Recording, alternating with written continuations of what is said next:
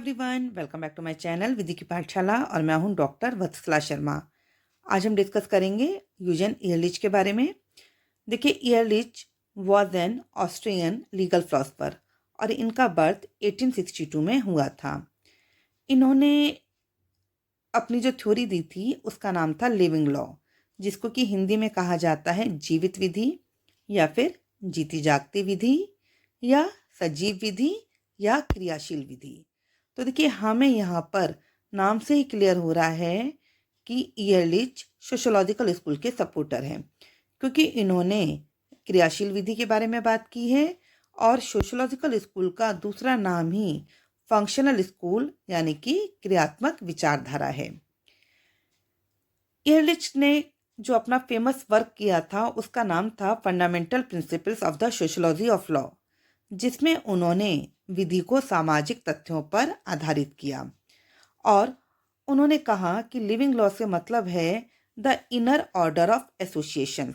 यानी कि संघों या संगमों की आंतरिक व्यवस्था।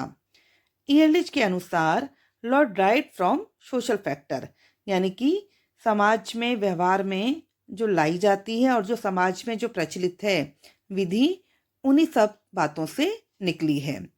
ईयरलिच का कहना ये था कि चाहे हम प्रेजेंट की बात करें या किसी भी टाइम पीरियड की बात करें, तो जो लीगल डेवलपमेंट का जो सेंटर ऑफ ग्रेविटी यानी कि विधिक विकास का जो गुरुत्वाकर्षण केंद्र होता है, वो ना तो लेजिस्लेशन है, ना ही ज्यूरिस्टिक साइंस है, ना ही जुडिशियल डिसीजन है, बल्कि समाज स्वयं खुद ही होता है। देखिए,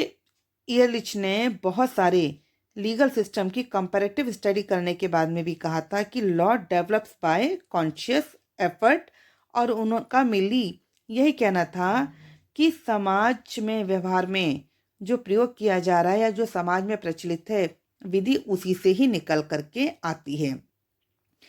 और जो सोशल प्रेशर है वही मनुष्यों को विधि द्वारा निर्धारित आचरण करने के लिए बाध्य करता है। यानी कि विधि राज्य के द्वारा बनाए गए नियमों में नहीं होती, बल्कि समाज में व्यवहार में लाई जाती है और समाज में ही के द्वारा ही विधि प्रचलन में आती है।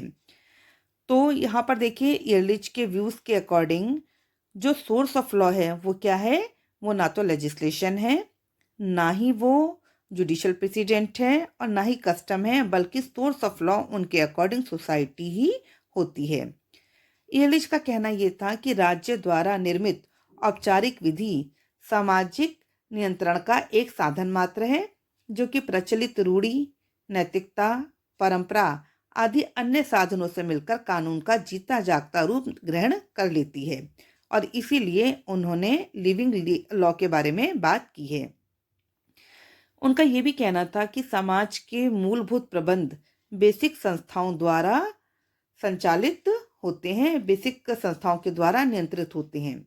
यहाँ पर देखिए, जो बेसिक संस्थाओं से उनका मतलब वो institution of marriage, domestic life, inheritance, possession, contract आदि के बारे में बात कर रहे हैं।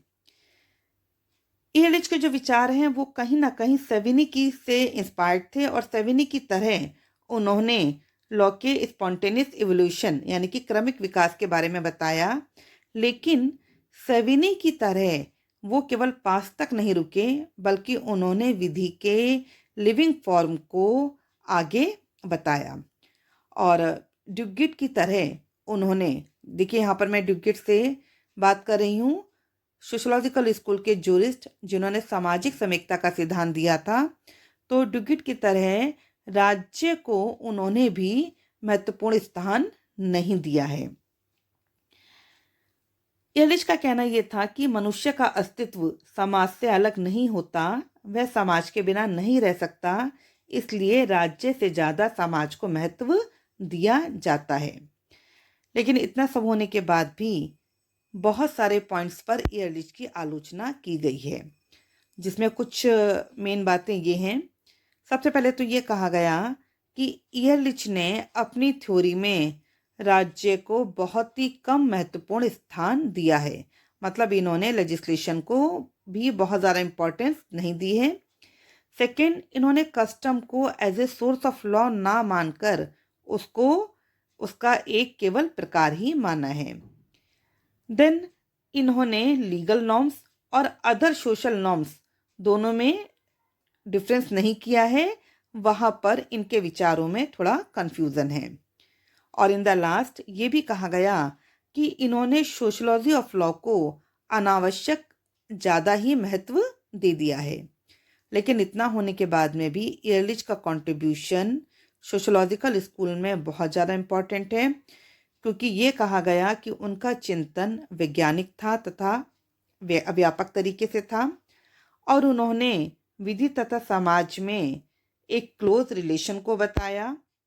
तथा साथ ही साथ वो विधि के सामाजिक कार्यों पर बल देते हैं जो ना तो किसी कोड यानी कि संहिता से निकले हैं,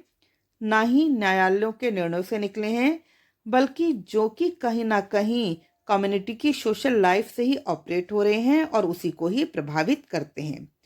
तो आशा करती हूँ कि आपको ईयरलिच का लिविंग लॉ का सिद्धांत क्लियर हो गया होगा। Thank you so much.